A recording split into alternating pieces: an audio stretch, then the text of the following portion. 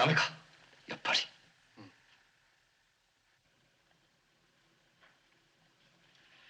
とにかくおじは話にならん。我々の決意を述べ、乾物粛清の意見書を渡すとざっと目を通して、これでも城代家老だ、このぐらいのことはお前たちに言われないでも分かっている。バカ！じゃあなぜ今まで？俺もそれを言った。殿様ご疾風中、その留守を預かる城代家老が自責家老と国元用人の汚職を知りながら、なぜ今日まで見逃していたのか。するとニヤニヤ笑って、おい、俺がその汚職の黒幕かもしれないぞ。お前たちはこの俺を少し薄のろのお人よしだと思ってかかし代わりに担ぎ出すつもりらしいが、人は見かけによらないよ。危ない危ない。第一番悪い奴はとんでもないところにいる。危ない危ない。そう言うといきなり意見書をビリビリだ。破いた？無茶なんだまったく。それで俺はおじにははっきり見切りをつけて、打ち合わせの通り話を大目付の菊井さんのところに持ち込んだ。菊井さんはどうだった？菊井さんはやっぱり話がわかる。初めのうちは困った顔してご城代と相談の上でと逃げを打ってたが、俺が今のおじの話をするとびっくりしてね、しばらく考え込んでいたが、よろしい、この際あなたたち若い人と共に立ちましょう。次は一遍あなたたちとゆっくり話し合いたい。なるべく早くあなたの仲間を集めてほしい。そういう話なんだ。菊井さんはやっぱり本物だ。やっぱり話せる。ありがたい。大目付が味方につけば千人力だ。薄のろのお人よしをかがし代わりに担ぐのとわけが違う。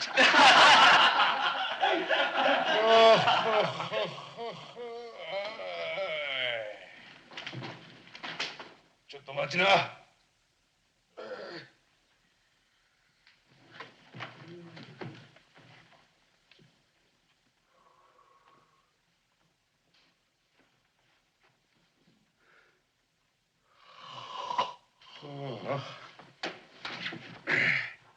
おめえたちの話聞いてるとまったく。話を聞いた？こいつ嫌だ。バカ野郎。逃げるつもりなら初めから出てきやしねえや。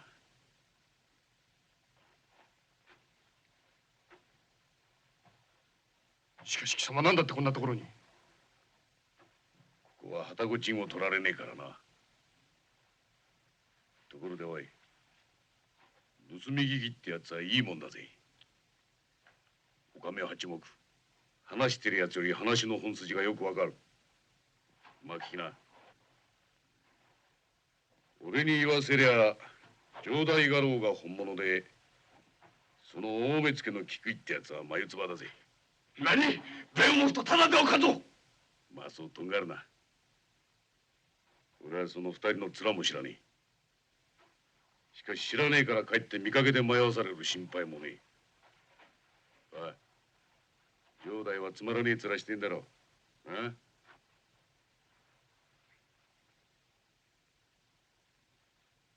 そうらしいな。しかしな、話から察すると城代はなかなかの玉だぜ。てめえがバカだと思われてるのを気にしねえだけども大物だ。ところでその大目付の菊井だが、おめえたちがやっぱり話せる、やっぱり本物だなんてとこから見ると、こいつはまず見かけには申し分はねえ。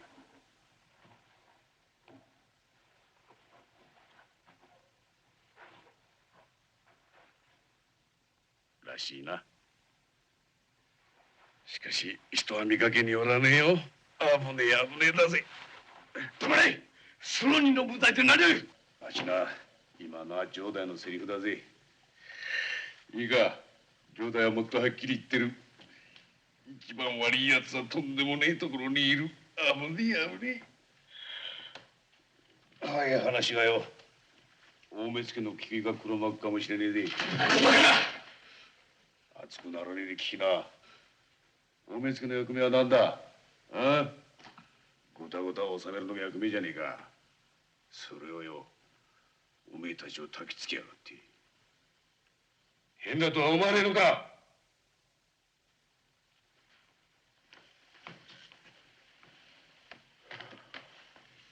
それからおめえたちと話し合いてえから資金を集めるって話もこれは危ねえぜ。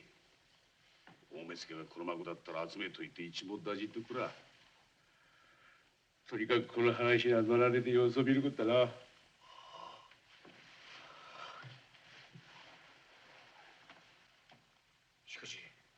目付とは今夜ここで話し合うことにしてきたんです。何？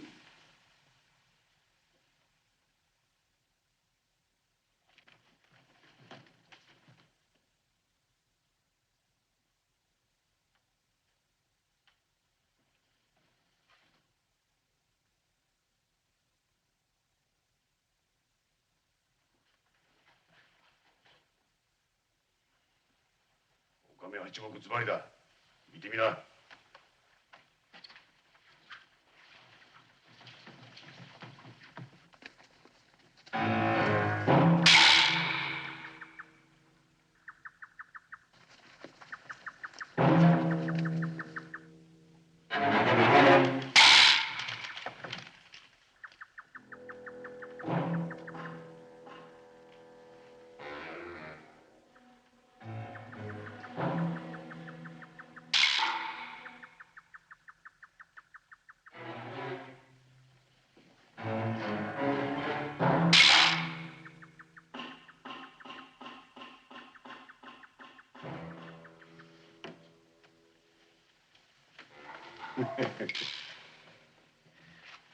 見事に取り巻きやがった。アリの履いてる隙間もねえや。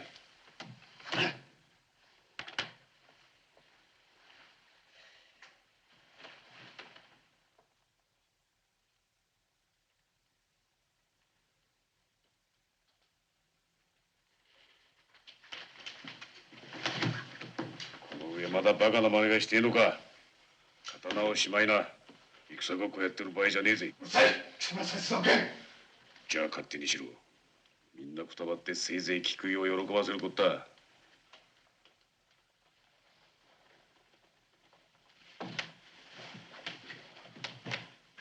しかしこう取り巻かれては。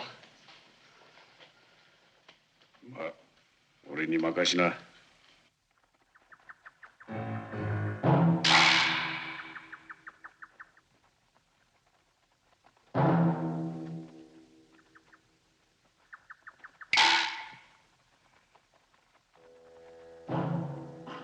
大目付菊井殿の手の者だ。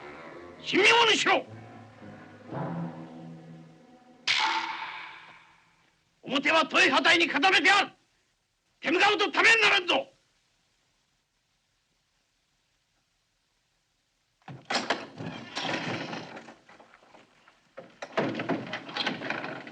うるせえな。なんで？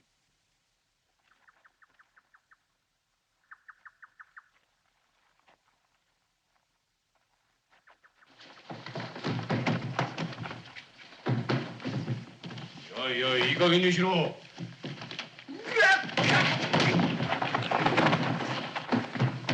人のねぐらに土足で踏み込むやつがあるか。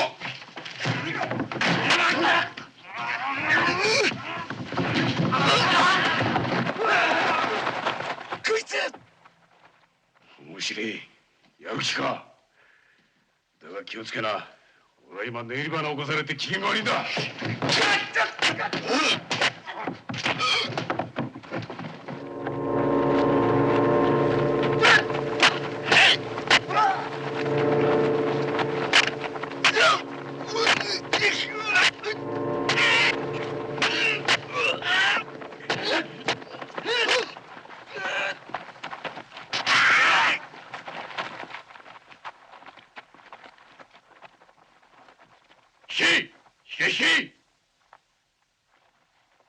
目当ては他にある。道草を食ってる場合ではない。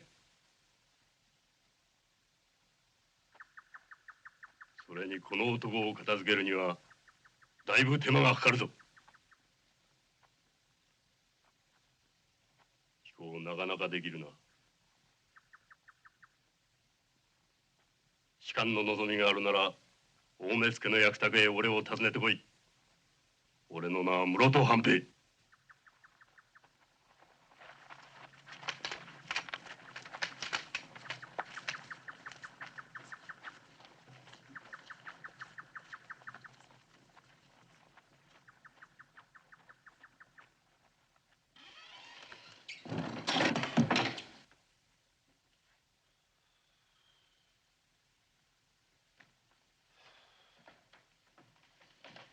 もういいぜ。出てきな。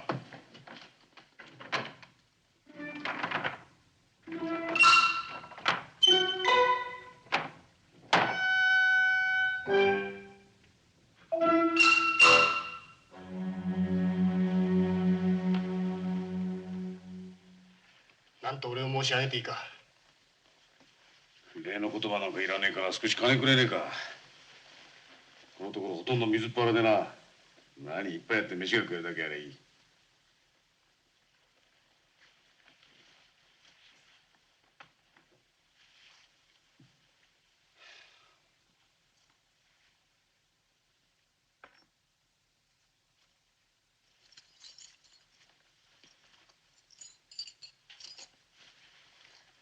これだけもらうぜ。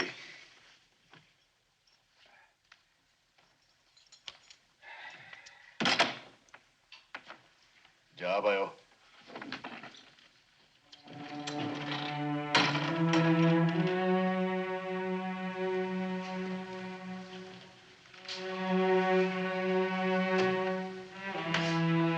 しかしおめえたちこれからどうする気だ？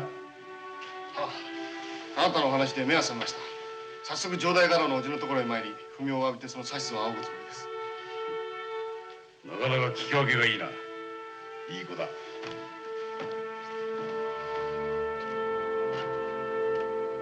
てよ。いけねえ。こうなるとおめえその城代家老が危ねえぞ。ご城代が？そうよ。俺がもし菊井だったら城代をと捕まえるね。一番悪い奴はとんでもねえところにいるなんて図星刺されちゃほっておけねえ。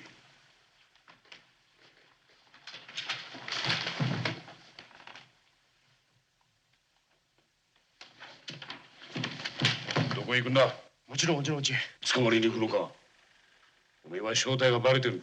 うっかり面見せたらそれっきりだぞ。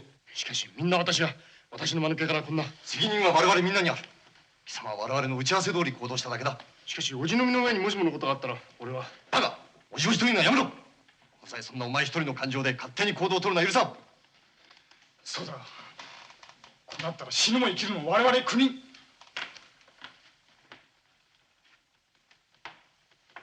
住人だ。てめえらのやること危なくて見せられねえや。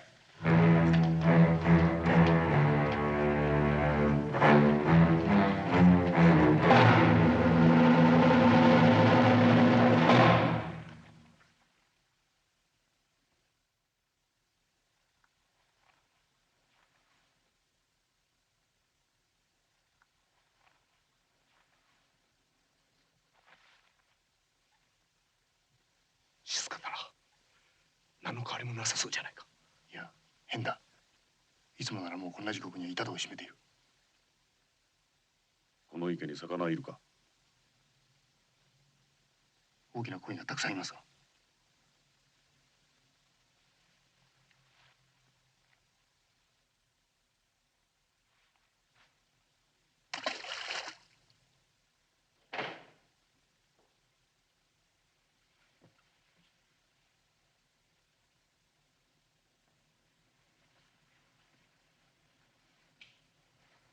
魚らしいな。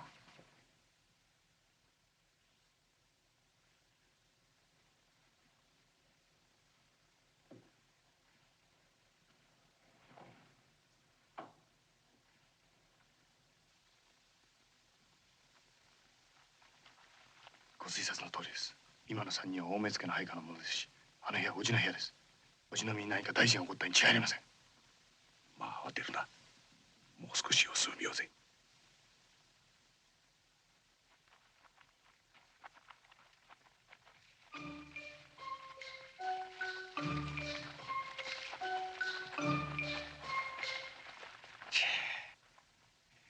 近所の香港みたいに繋がってこられちゃ始末が悪いな。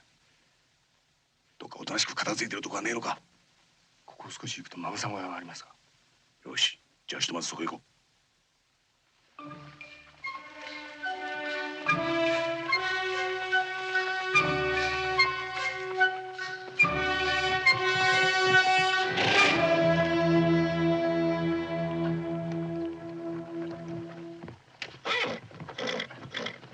小磯、どうした？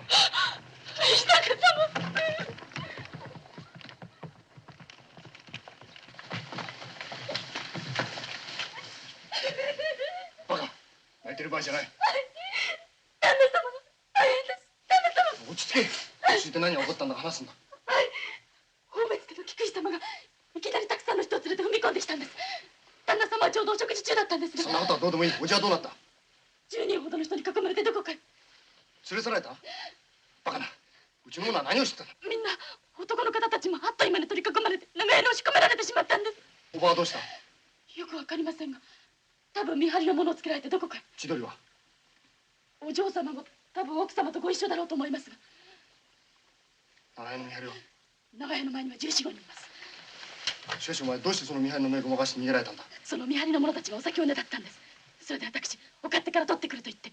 誰もついてこなかったか？いいえ、最初一人ついてきましたが、でも2度目にねだった時はもう誰もついてこないんです。だから。おい、この子早く返そうぜ。返す？長屋へ返すのよ。せっかく逃げ出したのに気の毒だが、逃げたと分かって騒ぎ出されちゃ面倒だ。それより酒をたくさん持ってって見張りの奴らにたらふく飲ませてもらいてえ。城代のかみさんや娘を助け出すのに都合がいいぜ。わかりました。小磯、帰ってくれるか？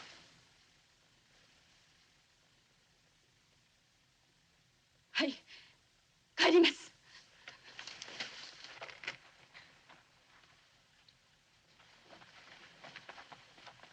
いい侍だ。おめえたちに頼もしいぜ。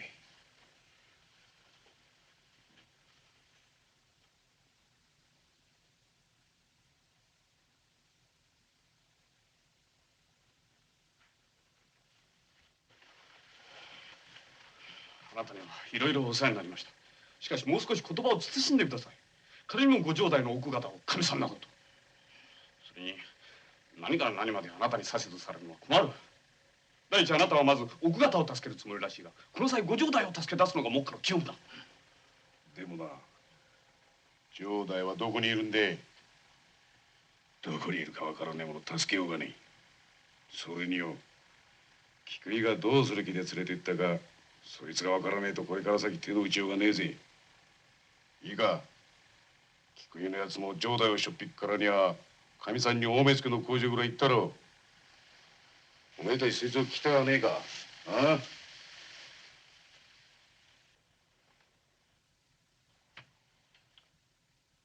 分かったな。分かったら手分けだ。かみさんを助け出すのに俺を入れて4人。はい、その他みんなすっ飛べ。城代がどこへ連れて行かれたか鍵もあるんだ。はい、はい。それからどっか危なくねえところで集まろうぜ。どっかいいとこはねえか？この夜更けに奥方とお嬢さんを連れてそう遠くへ行くのはない。俺の家はどうだろう？ここから一番近いし。バカ言え、貴様の家は黒富士の家の隣じゃないか。黒富士って誰で？例の乾物の一人です。自責がをしている。面白い。そこにしようじゃねえか。なバカな。おめえ牛年の生まれか？なんかというと突っかかるが、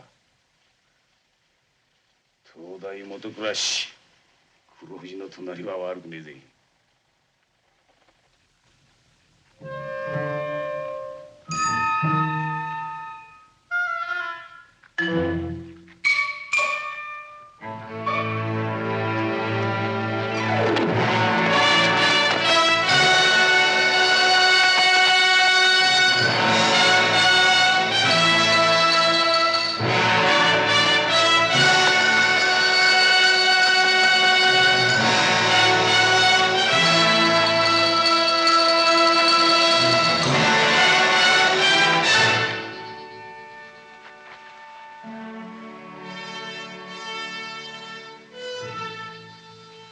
見張りは3人。その1人をまず俺が殴り倒すから、おめえたち2人で生け取れ。切れんじゃねえぜ。そいつの口から城代の行方がわかるかもしれねえ。それからおめえは俺が後の2人を片付けてる間にうちの中に飛び込んでかみさんたちを助け出せ。そしてひとまずまぐさ小へ集まるんだ。分かったな？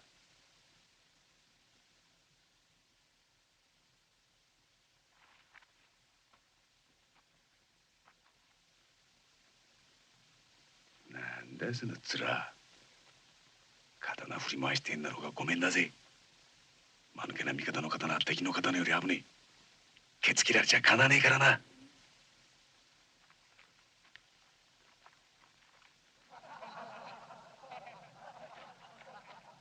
長屋の方角です。どうやらあなたの策が図に当たったらしいですね。よし、今だ。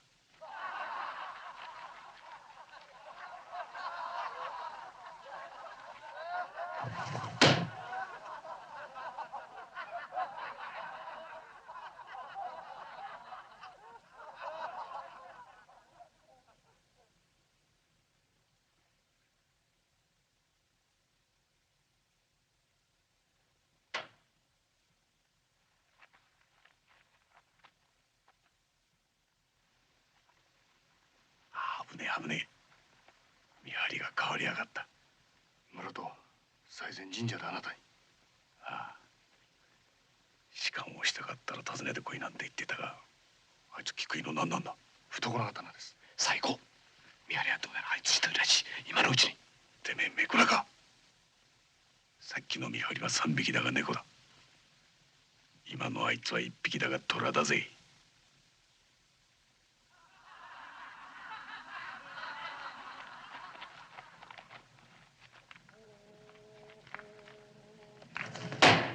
おい！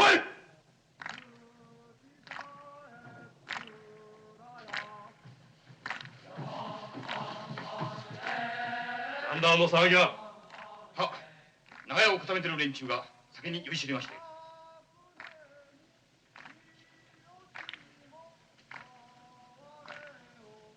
貴様たちの面も赤いぞ。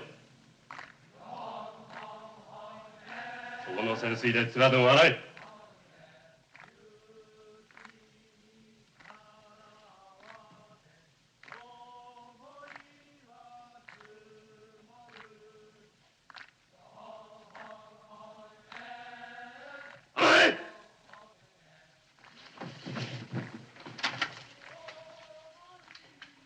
俺は長屋行ってくる。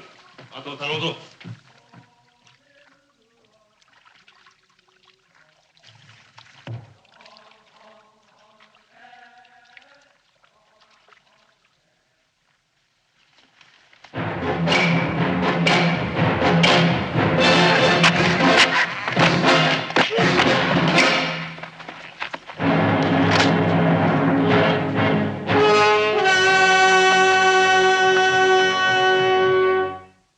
すると菊井の工場は叔父に汚職の疑いがあり、罪状の隠滅を防ぐために非常の処置を取る。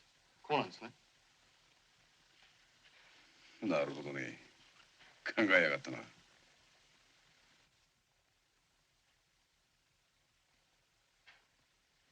このお方は？ちょっと一口話せませんが、不思議な縁で我々の味方になってくれた方です。いや、我々の恩人と言ってもいい人です。そう。それはどうも。いや、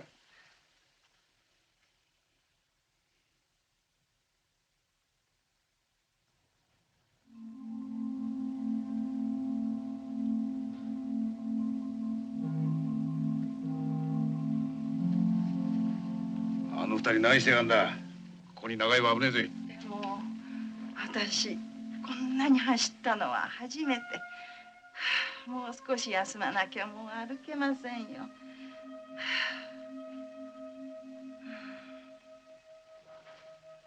ここへ入るのも初めて。干し草がよく匂うこと。私この匂いが大好き。私たちよくここへ来るんですよ。ね、伊織様。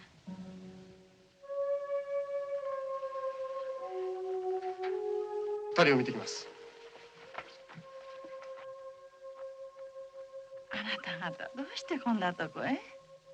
ここは昼間でも静かだし、この草の上にこんな風にふわっと寝て、この匂いに包まれているとうっとりと眠くなって。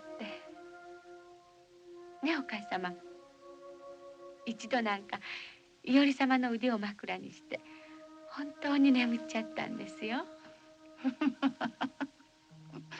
お行儀の悪い。でも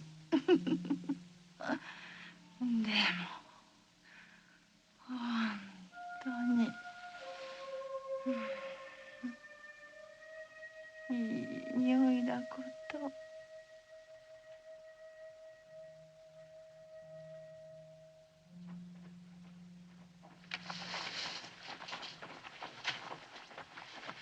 遅いはずです。こいつを潜水逆さにつけておじの行方を白状させようとしてたんです。こいつガンとして何にも言わん。吐いたのは水だけか。本当に何も知らないのかもしれん。捨ててもいいか。こいつどうしよう。面を知られたんだ。叩き切るほかねえな。いけませんよ、そんな。元の見張りの人を切ったのもあなたでしょ。あんた方を助け出すには切るほかなかったんでね。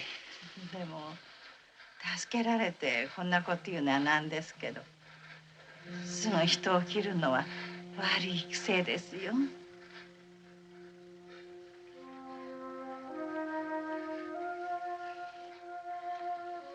あなたはなんだかギラギラしすぎてますね。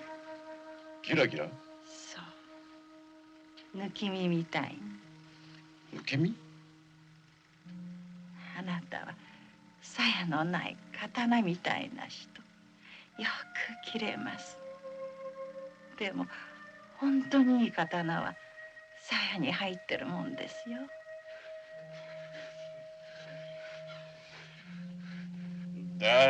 一体この男はどうすんです？あなた一緒にいらっしゃい。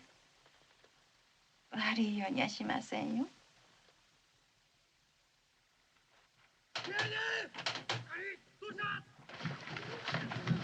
急げ！俺の兵から逃げろ！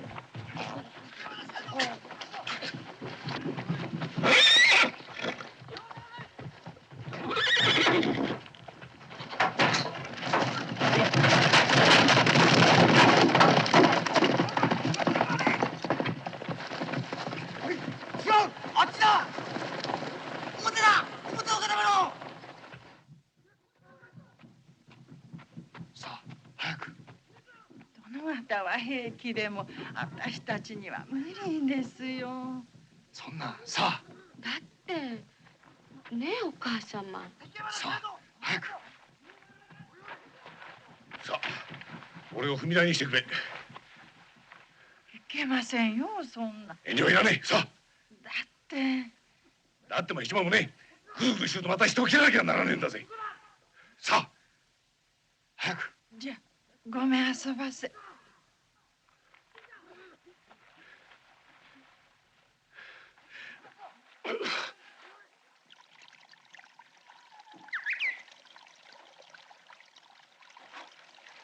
早くしてください。黒藤のうちのやつ見られたりしたら大変です。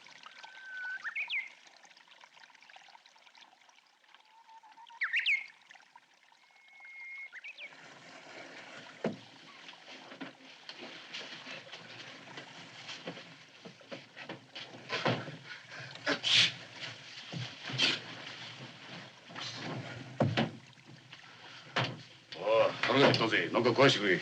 今うちの者に握り飯を作らせています。酒はねえのか？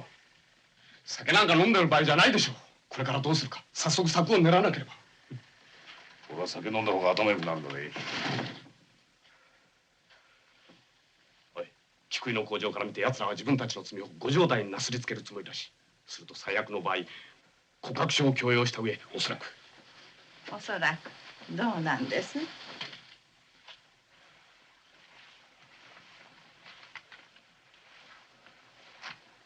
私たちに気兼ねせずにおっしゃい。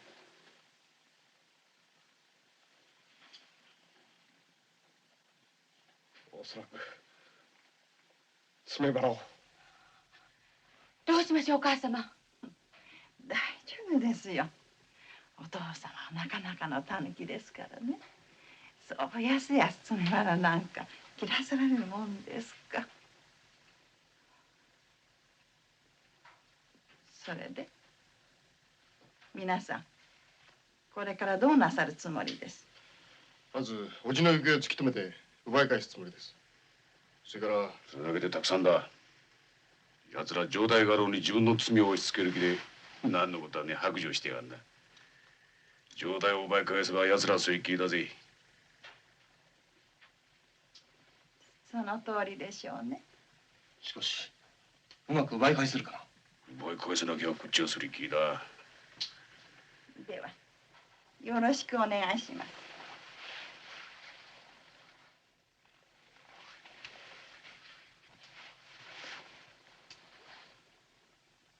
でもあまり手荒なことをなさらないように。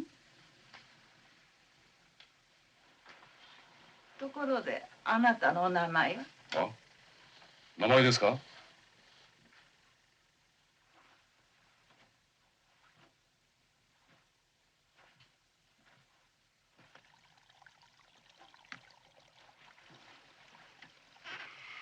私の名は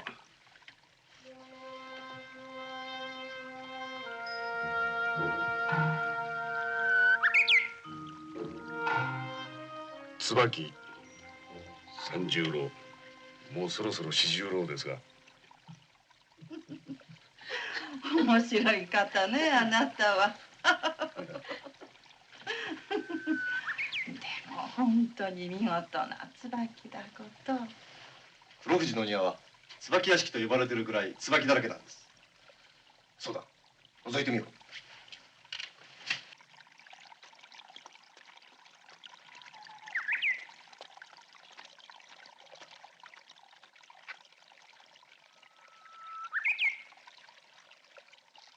どうだ様子は。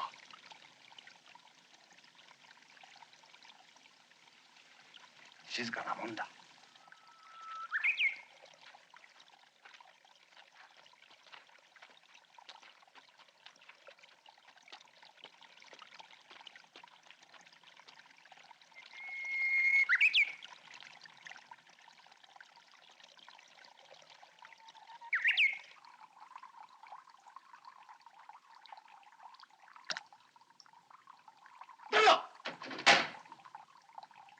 椿ですよ。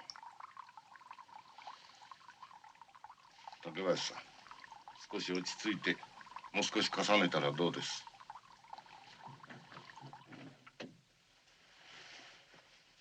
しかし大丈夫ですかな、黒富士さん。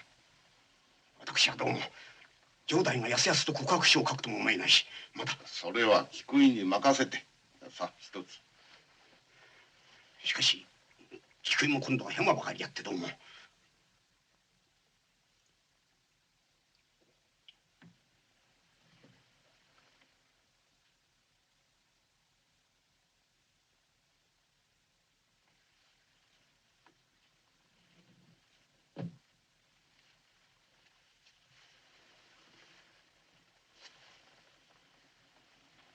あの城代一筋縄ではいきませんな。どうも甘く見ていた。すると？いや、手立てはあります。奥方と娘を枷に使って一つ。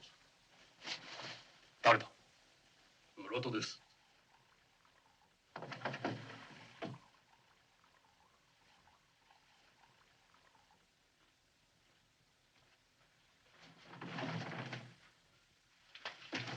おい、今黒富士のとこ室戸が入ってたぞ。おばと千鳥をさらわれた中心だな。その中心が隣に入ったとすると乾物どもはきっと隣にいるぞ。奴ら3人この際死体を集めてるに違いないからな。奴ら3人が隣に集まってるとすると叔父も隣にいるはずだぞ。椿野、何のための見張りだ。どうします？あの2人を枷にする手はずはこれで全く。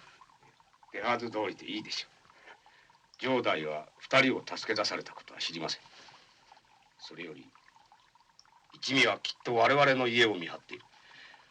お前がここに入るのを見て我々がここにいると考えられるのが一番困る。そうだ、ここは危ない。大丈夫です。中心はあなたの屋敷にも大目付の役宅にも走らせておきました。おい、菊のところが臭い。一人慌てて入っていったやつがいるぞ。何に？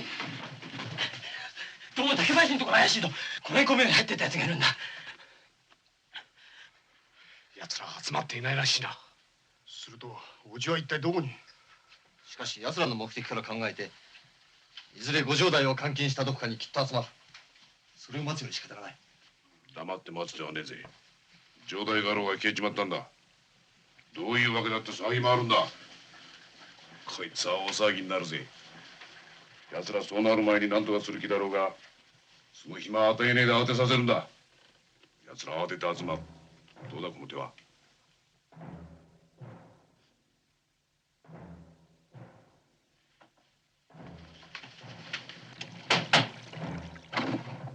正太鼓、何事だ。予定の行動です。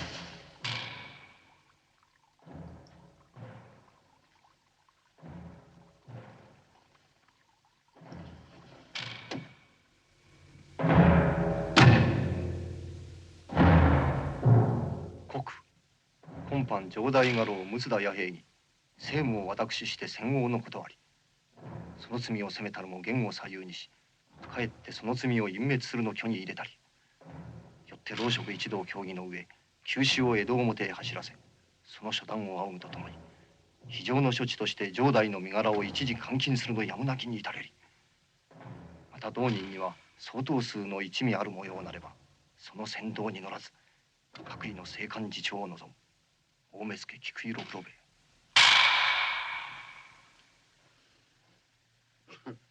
先手を打ちやがった。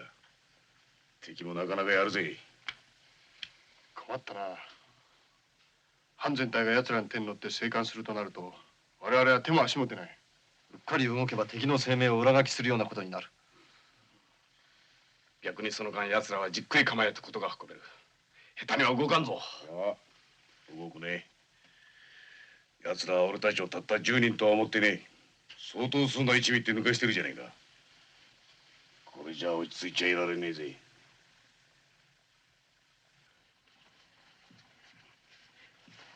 とにかく撃つだけの手は打った。落ち着きなさいよ、竹林さん。あとはじっくり城代を攻め落とすだけです。しかし例の一味が。いや、これで奴らも動きが取れません。しかしわしはそこが心配でな。人気の取れなくなった奴らが破れかぶれになると何をしでかすか。とにかく奴らを何とかせぬことに危ない。じゃあこうしましょう。例の一味をもう一度集めるんです。そしてどうしてそんなこと。できます。奴らに城代のいる場所を教えてやるんです。奴ら竹林さんのおっしゃった通り、おそらく破れかぶれになって城代を奪い返しに乗り込みます。そこを抑えるんですよ。バカな。火でも狂ったのか。それが心配だからわしは。まあお聞きなさい。それはもちろんここではありません。我々に都合のいい場所におびき寄せるのです。奴らに我々がそこに集まるのを見せてやればいいんです。心配ご無用。危険はありません。集まるのは我々の籠です。籠の中身は我々である必要はありません。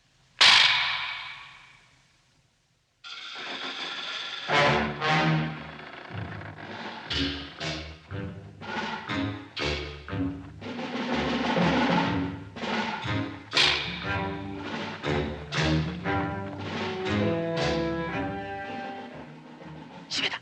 とうとう動き出した。俺が追う。貴様は寺田の陣地だぞ。うん。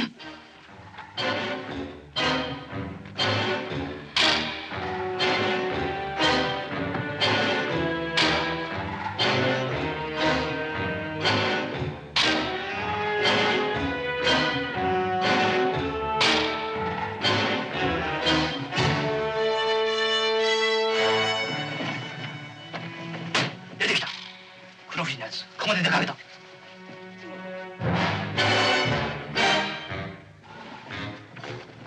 おい、黒藤のやつ、菊の内入ったぞ。何、菊の内？すると顔が2つ、菊の内から出た。顔が2つ？うん、黒藤と菊だ。奴ら一体どこへ？おい、黒藤と菊のやつ、竹林の内入った。何、3人集まった？すると確かそこだ。林の家から3人揃って出かけたぞ。川を連ねて赤松街道西へ。赤松街道西へ。あの街道沿いには黒富士の別邸があるが。それだ。よし行こう。よし。待ちな。慌てて追って敵の行列に見つかると危ねえぞ。いや、それは行列といっても友侍はそれぞれのカゴに1人ずつ。くせえな。そんな人数なら俺たち10人で押しかけても奴ら3人を取り込んできるぜ。それいい手だ。その3人を取り込んでして締め上げれば。バカ。それじゃ話がうますぎやしねえか。うっかりうますぎる話になるとひでみに遭うぜ。しかし用心舞が本当にうまい話を逃す手がないぞ。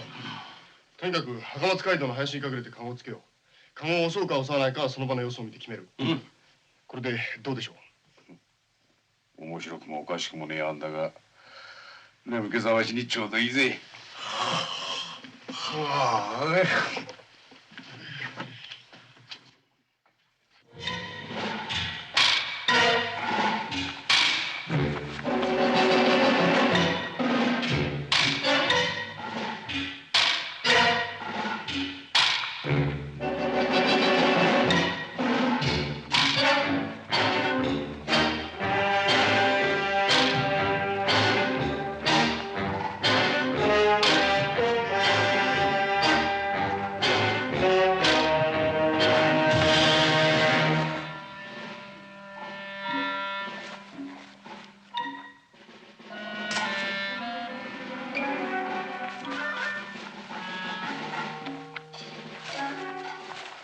あのカゴは本当にあれだっか。それじゃわからん。おい、あのカゴには種も仕掛けもないな。バカ、それじゃもっとわからん。おい、あのカゴに隠れた護衛がついてる様子はないか。いいえ、そんなものは全然。よし、じゃあやろう。急げ、先回りして別邸に入る前にやるんだ。よし。待ちな。俺はどうも気乗りがしねえな。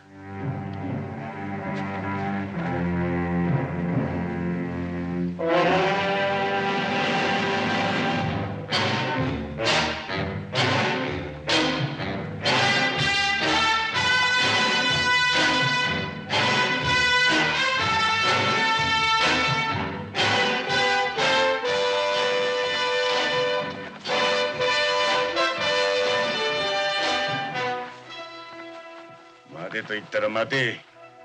どう考えても変だぜ。うるさい。じゃあ勝手にしな。俺の知ったことじゃねえや。行くぞ。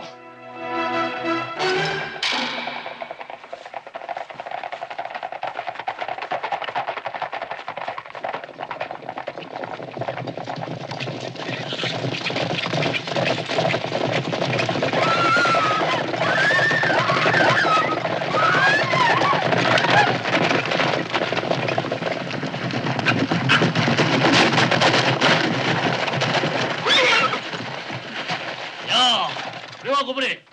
確か黒藤菊井竹林ご参加との顔とお見受けしたのですが、とんだ実は我々一同今日城代滅田屋兵の悪事を知り、その一味徒党が覚えとのことなので、この友揃えではいかにも不用心。とりあえず我々の手でお守りしよう、そう考えたものですから、その神妙にしろ。神妙にしろ。おとなしくバカにつけ。バカにつけ。とぼけるな。貴様はこの場に及んで城代陸奥屋兵の一味でないと言い張る気か。城代の一味。バカな。我々は。弁解無用。大目付栗殿の策に乗り、主の違う駕籠を追ったのが運の尽きだ。待て待て。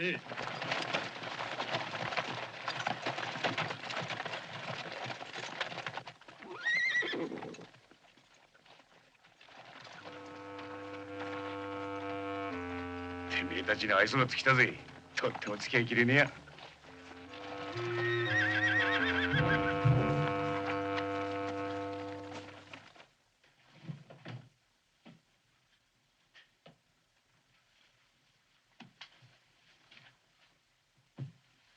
貴様どうした。一つ大きなくしゃみをしたんです。それを奥方に聞きとがめられましてね、それで押し入れから助け出された。あ、こいつ俺が一番いい着物着てやがる。すいません、これも奥方が。しかし貴様どうして逃げ出さなかったんだ。奥方、私が逃げるなんて少しもお考えなさらない。これじゃ逃げられません。それに昨べから皆さんのお話を伺ってると、何もかも私が聞かされた話とは逆です。大変勉強になりました。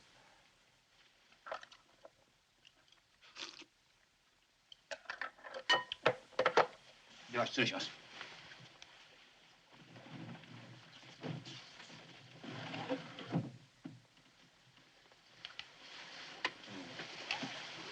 あの奥方のなさることは全く天衣無縫だな。少し足りねえのさ。するとその牙の一体は例の一味ではないというのか。その証拠には不審が晴れたから引き取れと申しても帰りません。かえって我々の挙動こそ不審だとただいま役宅でその説明を求めています。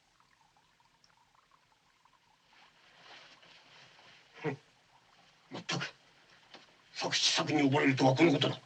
敵を一名を大事にするなどと言いながら逆に敵を増やしておる。そうですかな。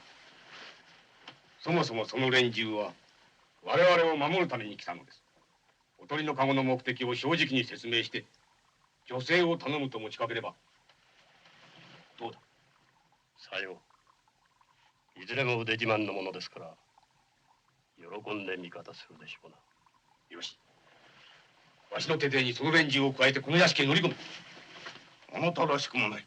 それこそ例の一味に我々はここにいると教えてやるようなものだ。こうなったらそれもいいでしょう。今が勝負時です。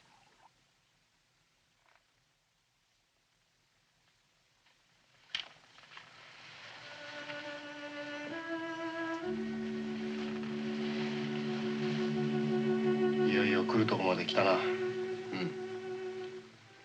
あの牙の一体の言動から見ても藩の世論は明らかに菊井たちの味方だ。そうだ。俺たちは全く袋ネズミだ。まず勝ち目はねえな。それがどうした。シルバー生きるも我々くれ。10人だぜ。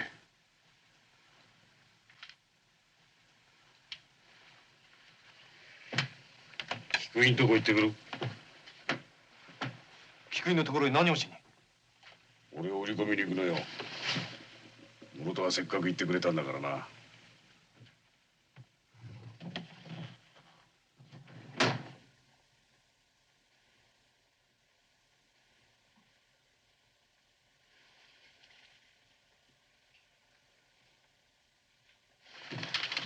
どこへ行く。どこへ知れとった。あいつつける。何をするか。あいつに裏切られたら俺たちは。バカ。裏切りなら菊井のところへ行くなんて言うもんか。あの人は室戸の誘いをいいしように菊井の家を探りに行ったんだ。私もそう思います。私も。子供は黙ってろ。いえ、あの人に限ってそんな。俺もそう思いたい。でもな、あの口ぶりでは。いや、気に障るようなことばかり言うのはあの人の癖です。そういやそうだな。しかしあいつ何をやり出すかわからん。化け物だぞありゃ。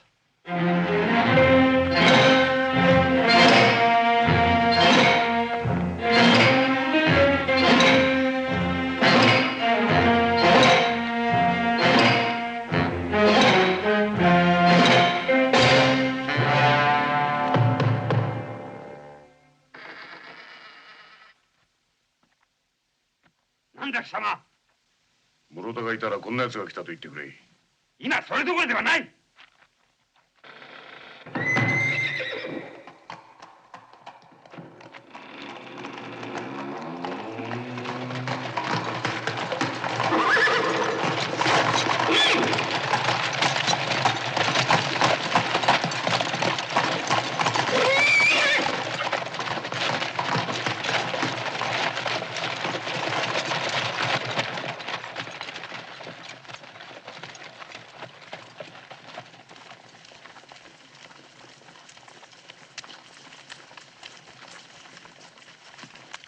おお、来たな。待ってたぞ。しかし忙しいんだろう。俺はまた来る。構わん。入れ。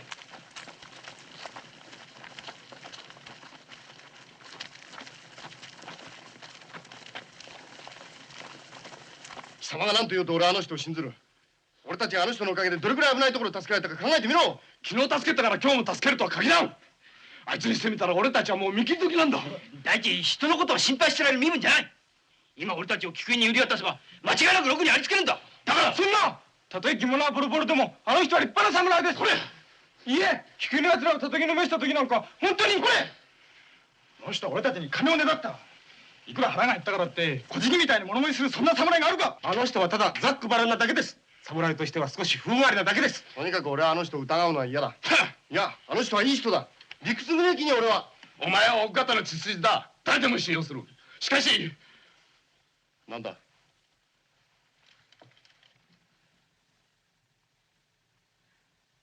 あんまり大きなお声がするのでお母様が何事か聞いていらっしゃいって。なんでもない。でもなんでもない。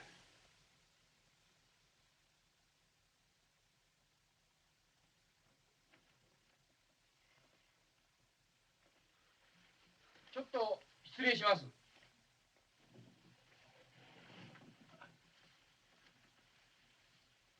私は押し入れの中でじっと聞いてたんですが、つまらんてるのか。今すぐ引っ込みます。ただ私もあの浪人を信用しますね。何？まあ聞いてください。変なことを言うようですが、奥方がご城代のお屋敷の塀を越える時、あの人は奥方の前に両手をついて踏み台の役を買って出ました。あの奥方の何とも言えない人柄に打たれたんですよ。それだけでもあの人はいい人だってことは分かりますよ。バカ言え。あいつはな、その奥方のことを少し足りないなどと。それはね、誰かもおっしゃったようですが、あの人の変な癖です。あの人は褒めたい時でも悪口しか言えない人なんですよ。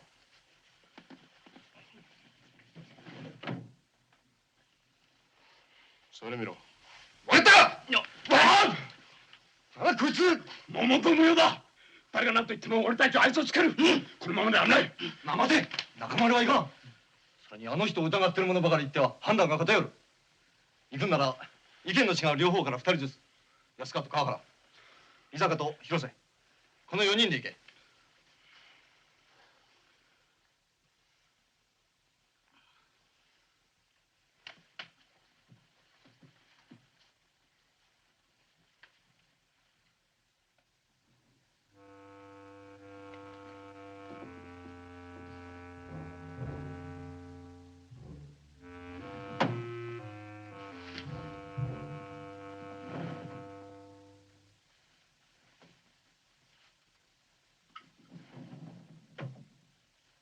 家の者が大方で払ってろくなもてなしもできんが、まあ顔つなぎに一つ。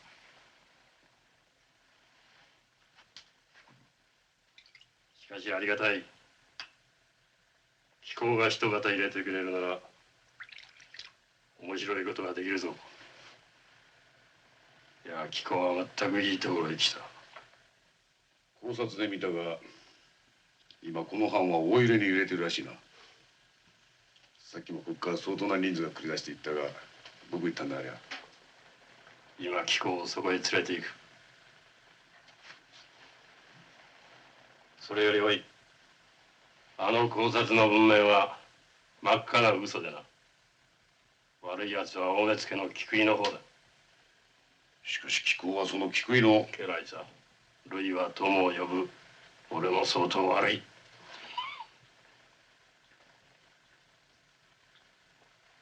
ところが陸奥田という城代はどうしてなかなかの人物だ。一筋縄ではいかん。しかしこいつさえ片付ければまずこの藩はいい食い物になる。菊井は悪知恵あるが人物は小さい。城代を片付けて菊井が天下を取ればあとは貴公と俺でよろしくやれるいうわけだ。じゃあ早速菊井に貴公を引き合わせよう。しかしいいか、菊井は切れ者だとうぬぼれておる。だからそこんとこをうまく撫でてやれば目を細くして喉を鳴らすっちゅうわけだ。なかなか聞き分けがいいな。いい子だ。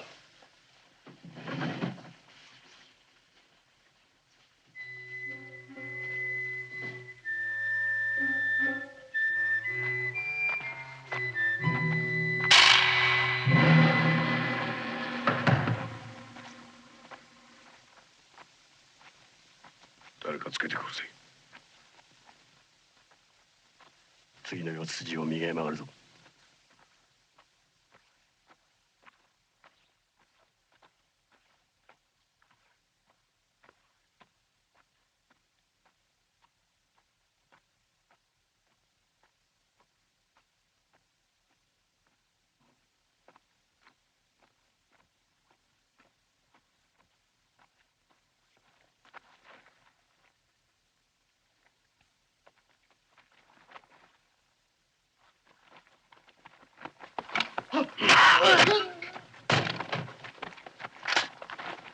そいつを頼む。切るな。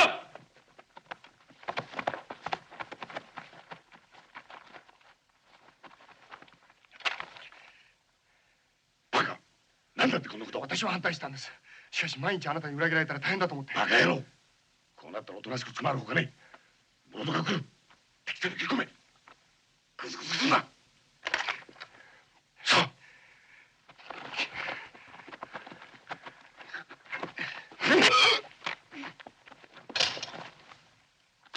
この青侍、ちょっと手こずらせやがった。うん。こいつは弓上げになるぞ。例の一味の司会だ。伊坂という城代のおいでな。おお。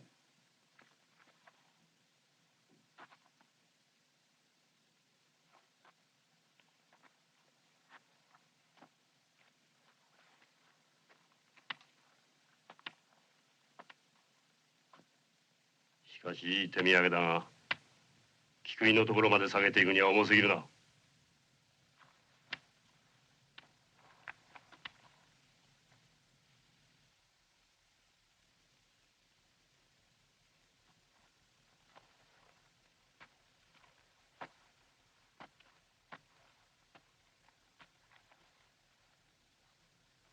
立てろ。はっ。立て。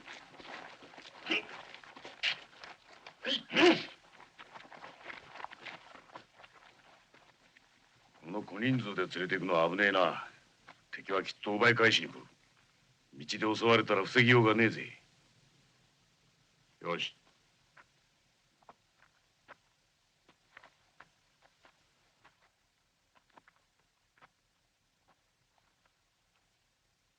貴様至急手勢を割いて連れてこい。はっ。ああ、一人じゃ危ない。二人連れてけ。はっ。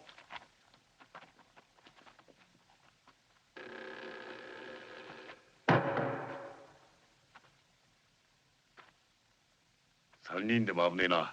俺も行く。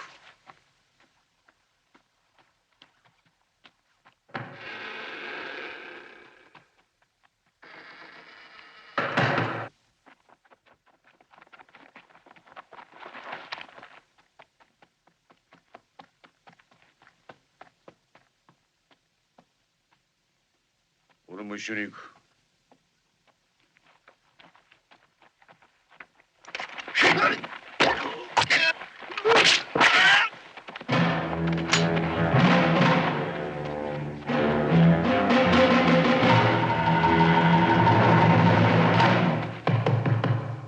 俺だ。開けろ。どうした？いけねえ。あの三人はもう切られてるぜ。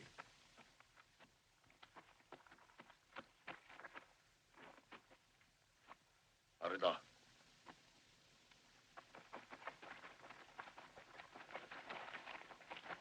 使いには俺が行く。場所はどこだ？いきなり貴様が言っても話は通らん。俺が行く。後を頼むぞ。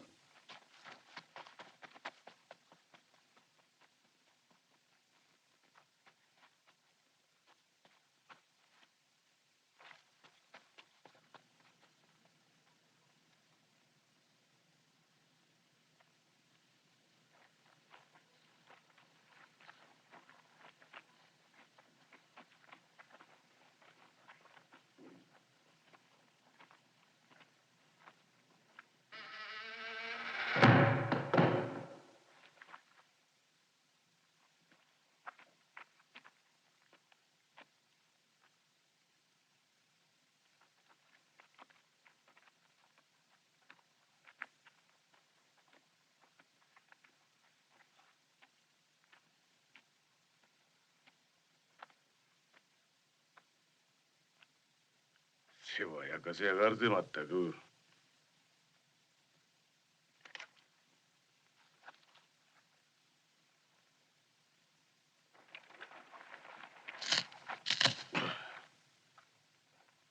何をする。わからねえのか。こいつが助けんのよ。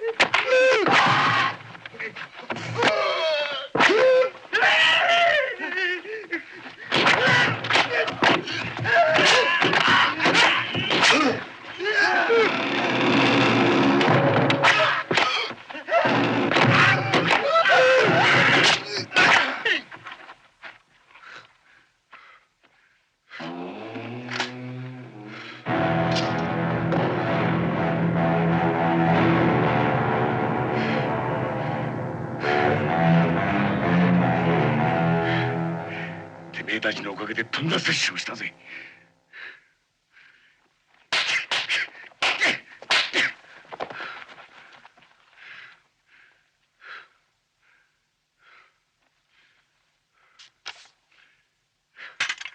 さあ縛れ。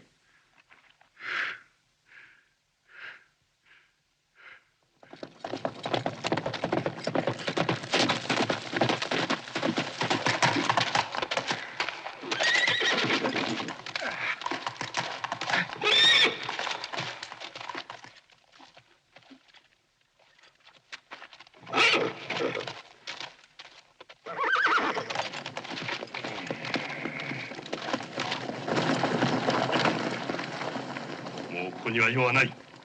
ここの始末に10人ほど残してあとは急いで戻れ。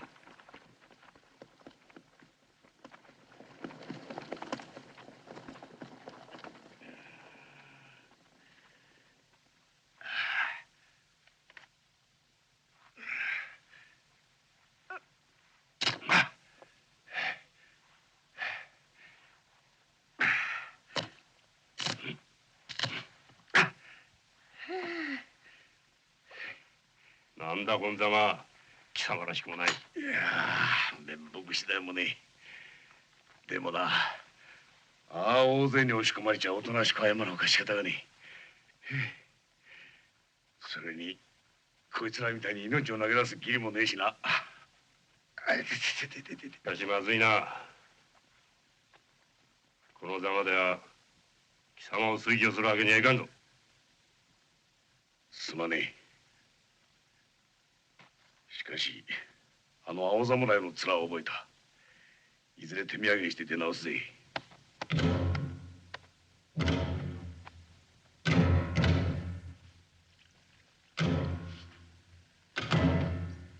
まったく利口だよおめえたちは。せっかくの俺のお膳立てはぶち壊す。しかもあの大人数の菊井の手勢がどこに行ったかも知らねえときた。はっ、のどかなもんだ。この調子だとおめえ城代の居所を見つける頃には俺は白髪の七十郎だぜおい。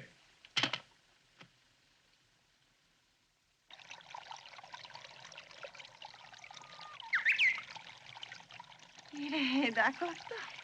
このお水はお隣の椿屋敷から流れてくるんですよ。よくご存知だこと。いつか寺田様が伊織様におっしゃっていたのを聞いたんです。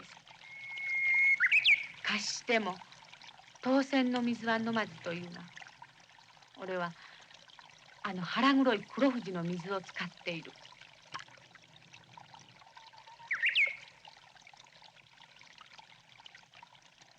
あら、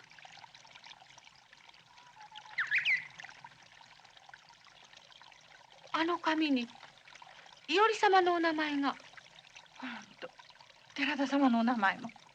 何でしょう、あの赤くにじんでいるのは。鉄板ですよ。血板？伊織様、伊織様。頼メですよ。隣は黒富士の。でもより様、だってねえお母様、あれは何ですか一体。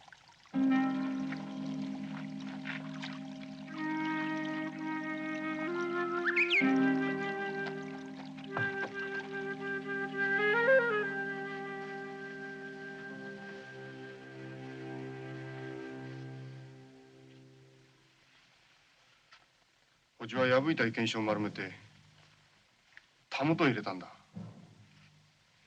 しかもおじが菊井に拉致された時の着物は昼間私と会った時のままだった。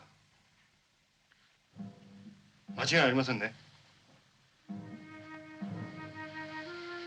するとあったあった、あの流れの島にこれだけ。見ろ、みんなあの意見書の一部だ。おい、これではっきりした。おじは隣にいる。おじはこの浅はかな俺たちをかばうためにたもとに入れたこれを何かの機会に敵の目を盗んで椿屋敷の流れへ捨てたんだ。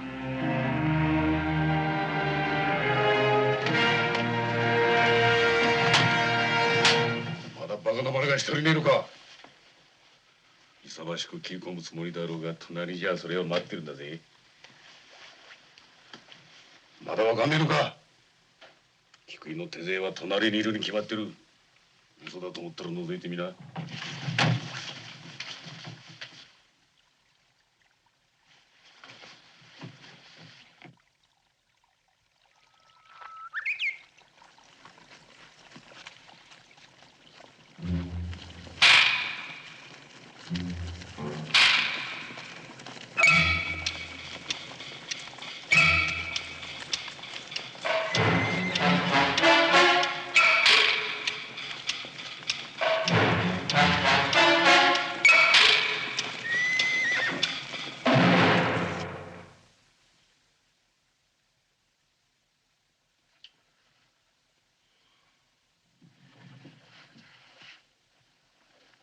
書いたか、どうぞ。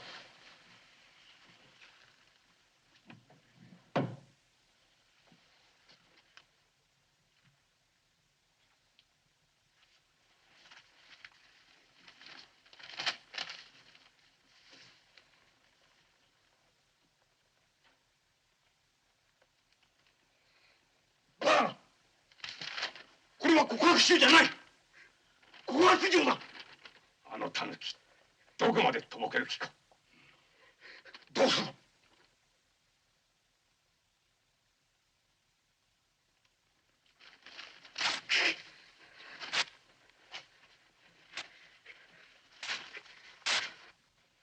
とにかく相当な人数です。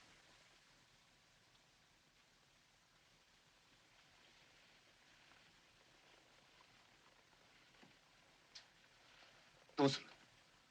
こうなると敵が我々を買いかぶってるだけ始末が悪いな。そうだ。よし、隣へ行っておめえたちが集まってるとこ教えてやろう。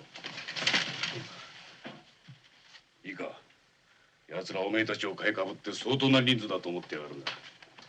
俺がおめえたちがどっかへうじゃうじゃ集まってるって知らせりゃ菊井の手勢はそこへ繰り出すぜ。すると隣は空になる。そこでおめえたちが乗り込むっていう寸法だ。ところでその場所だが、またぞろ神社も曲がねえし、寺はどうだ。俺が山門の上で寝てたらおめえたちがぞろぞろ下を通って本堂へ集まるのを見た。悪くねえぜ、ほら。どっかねえかいい寺。少し遠い方が城代を助け出す時が稼げて都合がいいが。光明寺。あそこなら距離もいい。それにめったに人も。よし、光明寺だな。しかしいいか、菊井の手勢が出て行っても俺の合図があるまで乗り込むな。乗り込んだらすぐ城代を助け出さないと危ねえ。敵には最後に城代を切るという手が。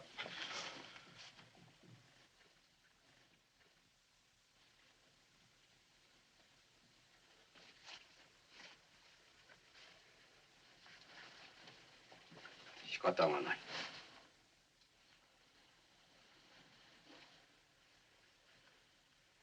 最後の手を使いましょう。じゃあいいな。城代はこれなら大丈夫。そう俺が見極めて合図をするまで待つんだぜ。わかりました。で、合図は？火をつける。椿屋敷がボンボン燃え出してやってきな。いけませんよ、そんな乱暴な。いい考えがあるわ。椿屋敷の流れに何かを流すのよ。そうすればこのお庭の流れを見張っていればすぐわかります。あなたなかなか良いところへ気がつくこと。それなら穏やかでいいよ。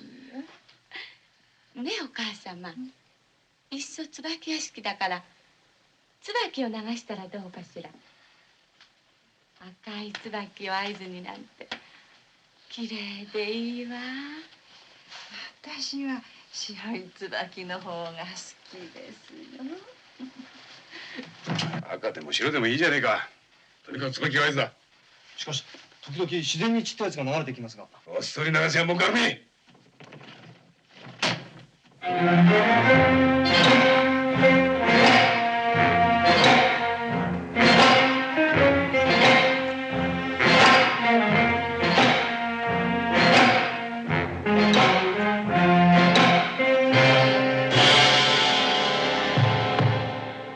開けろ。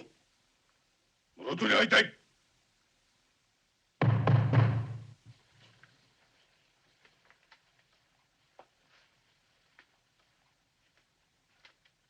ああ、大変です。光明寺の門はただの笑い屋根の門ですよ。2階なんてありません。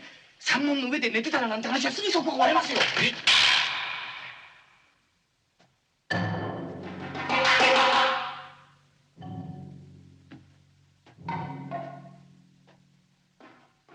どうして貴様俺がここにいることは分かった？大目付の手勢が大勢ここにいると聞いてな。多分貴様はここだろうと思ったのよ。で何の用だ？いい手土産を持ってきた。俺が光明寺の山門の上で寝ていると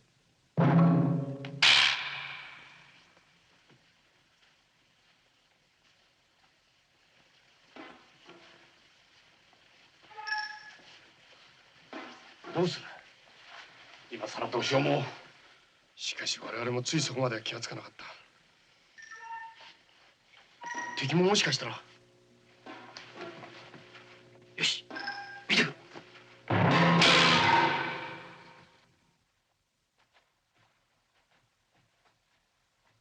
貴様しばらくここで待て。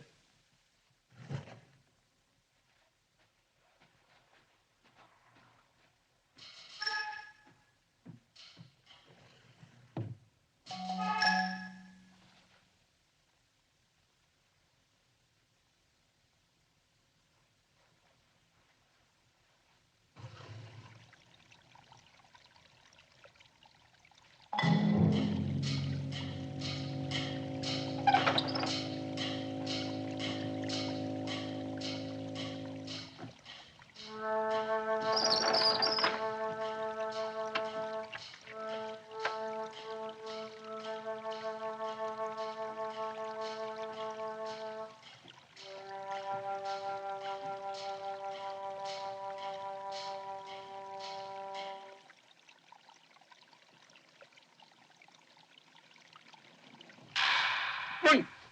光明に120名も。しかしその山門の上に寝ていたという浪人は何者だ？そんなことはこの際どうでもよい。それより菊井さん、今度こそ抜かれなくな。わかりました。今度は私が行きます。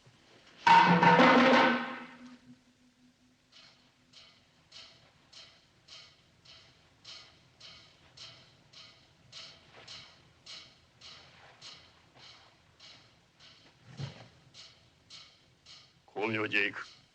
貴様一緒に来い。ああ、実は昨日から何も食ってねえ。腹が減っては戦ができん。なんかこせてくれ。腹ができたらすぐ後を追うぜ。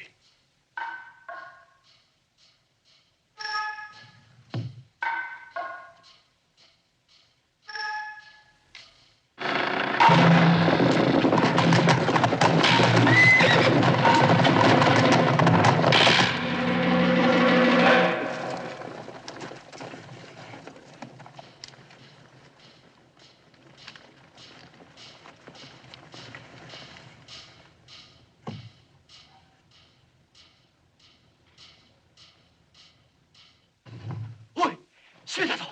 隣の手で繰り出した。本当か？お、菊井のやつ馬に乗って。菊井まで？あいつ目の色変えてやがった。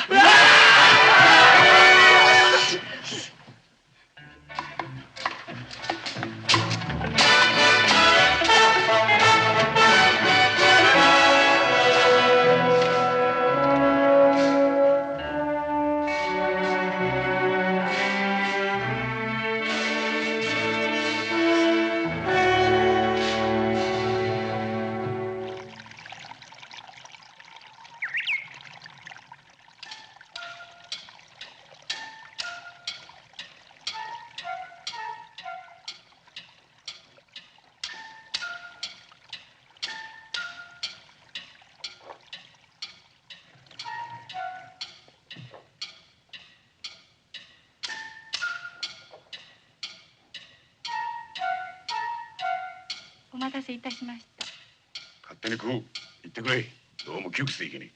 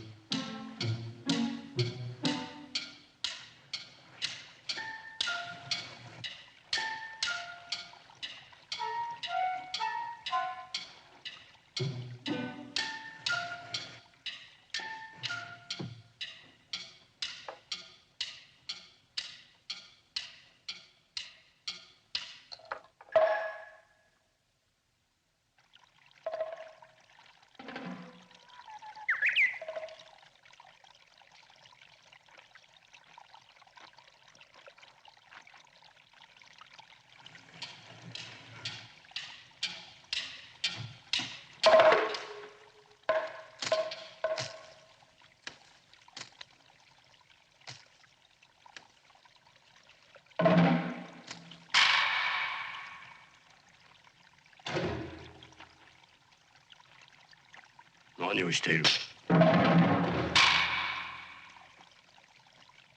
俺は椿の花が好きでな。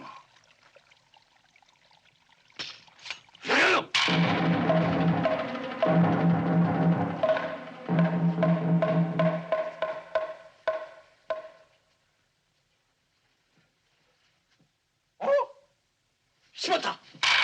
孔明寺の話は真っ赤な嘘だ。あそこの門は。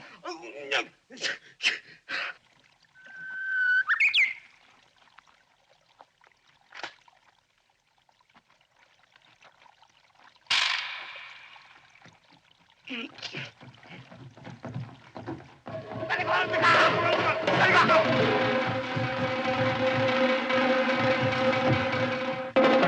おい、図られたぞ。光明寺の門に2階はない。てめえを呼び戻せ。ここは危ない。この方がひどい血油だ。それもひどく新しい。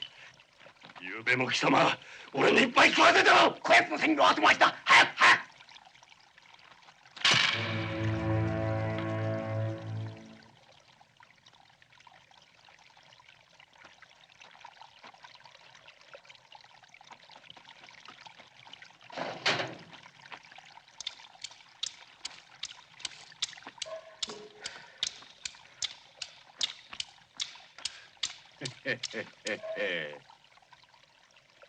おめえたちはもうおしめえだ。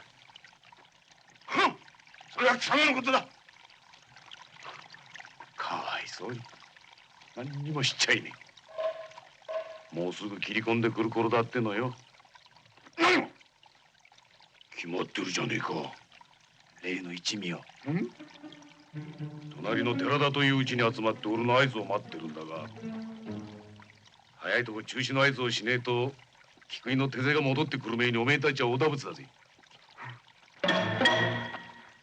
嘘だと思ったら覗いてみな。はい。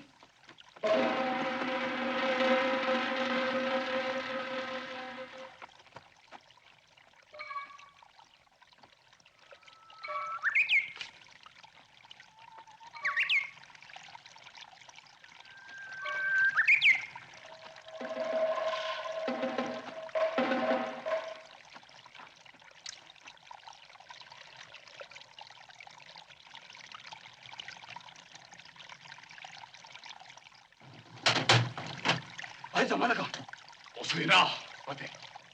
あの人にもしものことがあったとするといくら待っても。どうする？これ以上待てん。乗り込もう。しかし。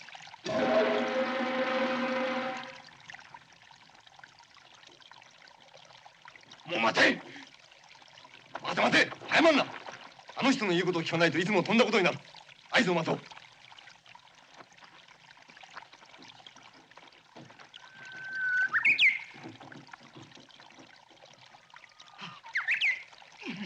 まったくこやつの言うとおり早くしないと。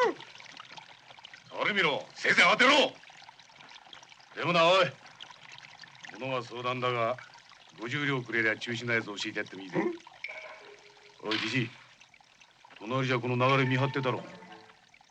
そういえば確かに。早いとここの流れになんか流してやらないとえらいことになるぜ。こやつ捕まるとき赤い椿をたくさん持っておりましたが。赤い椿は何の合図だ。言え。50両くれなきゃ言えねえ。よいか言わんと聞くぞ。じゃあ30両に負けとく。こいつあい、仕方ねえな。言うよ。赤い椿はすぐ切り込めという合図。白い椿は中止の合図。断っとくが、何の合図もなきゃ俺に何か起こったと思ってこいつも乗り込んでくるぜ。ああ、慌てるな。白い椿だ。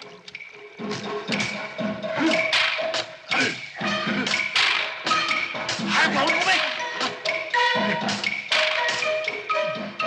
ケチするな。どんどんぶち込め。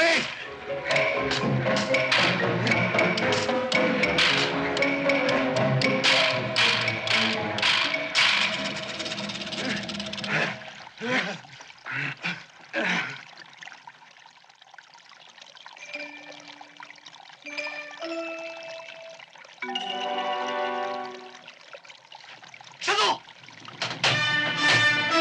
綺麗だほんと。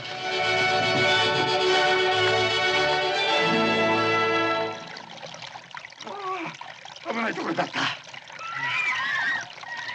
ざまみやがうまく引っかかりやがった。椿の合図は赤虫の無念だ。やってきたのは130人。今さらジタバタしても無駄だ。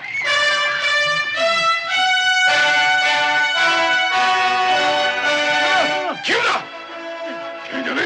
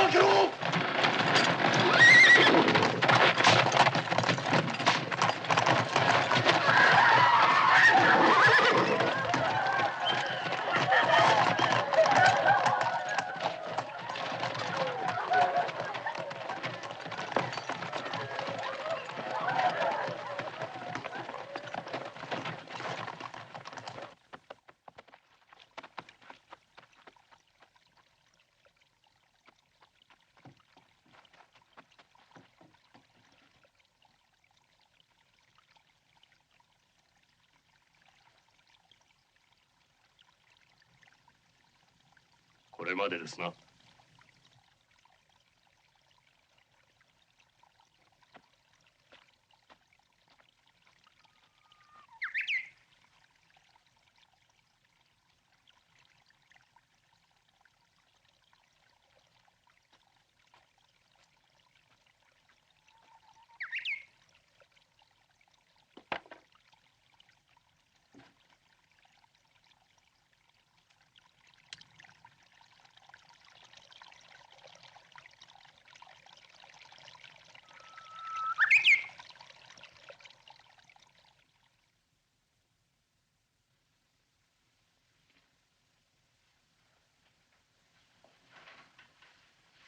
どうした。遅いな。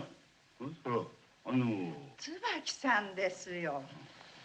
恩人の名前を忘れるなんていけませんね。はいはい。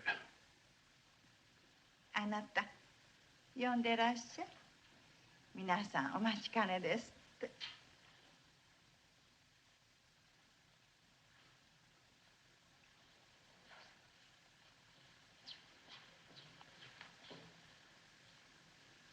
これは嫌な話だから今のうちに言ってしまおう。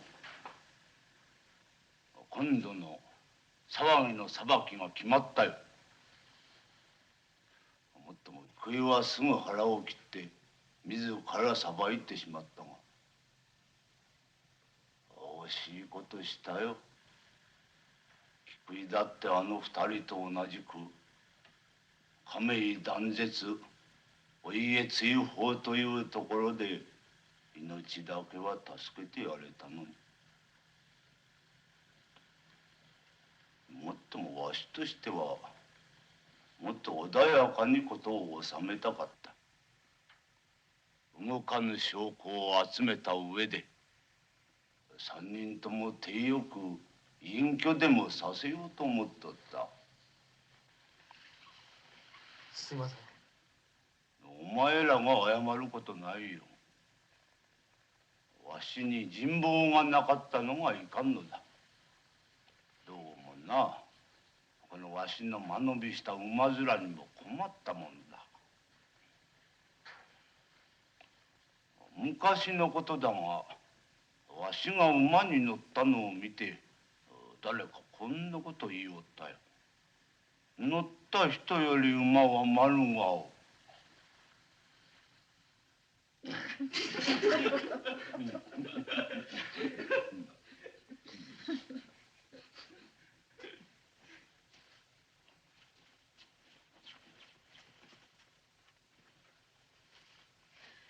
いらっしゃいませ。いない？ええ、お部屋にはこのお召し物だけ。するとまたあの格好で。皆さん手分けして呼び戻してください。さあ早く。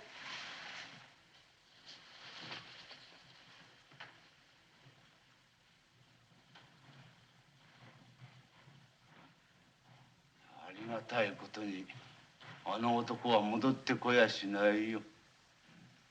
ありがたいことに。あの男はなかなかのやつだ。でもな、桁外れのああいう男はわしじゃ困るよ。まあ聞きなさい。あの男にとってもこんなところに引き止められるのは迷惑だ。こんなものを着ておとなしくお城勤めのできる男じゃないよ。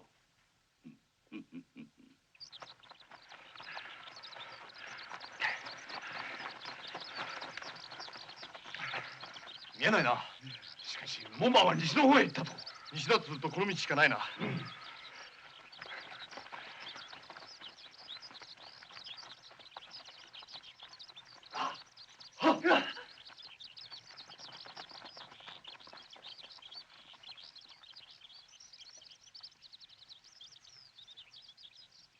帰れ。俺は戻らんぞ。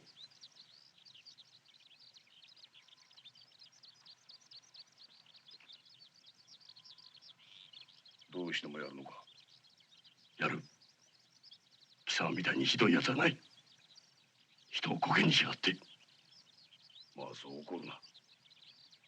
仕方なかったんだ。俺は貴様に一目置いてたんだぜ。だから今さら何を言いやがる。抜け。俺はやりたくねえ。抜けばどっちか死ぬだけだ。つまらねえぜ。それをよかろう。とにかくこのままじゃ俺の気が収まらん。じゃあやろう。でもな、俺が切られてもこいつらは切るなよ。おめえたちもどんなことがあっても手を出すな。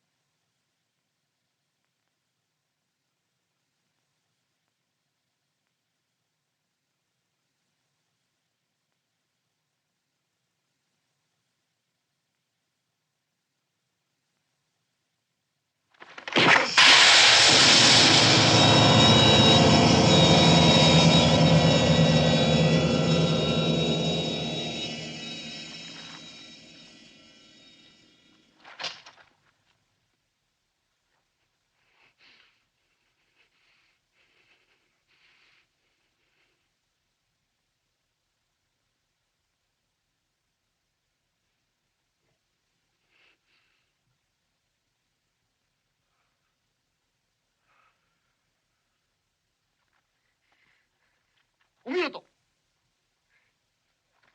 バカ野郎、聞いたふうなことを抜かすな。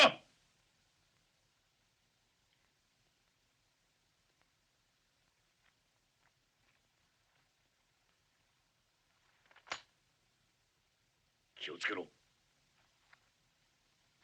れは機嫌が悪いんだ。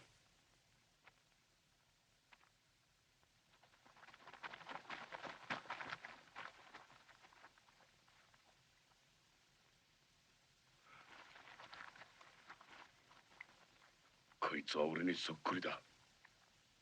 不気味だ。こいつも俺も鞘に入ってねえ刀だ。でもな、あの奥方が言った通り、本当にいい刀は鞘に入ってる。おい、お前たちもおとなしく鞘に入ってるよ。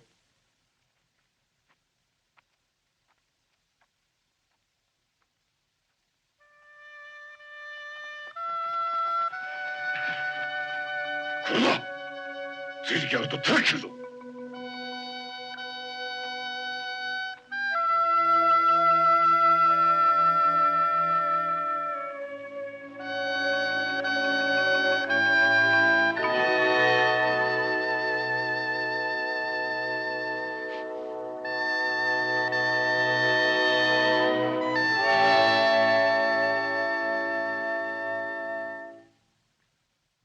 あばよ。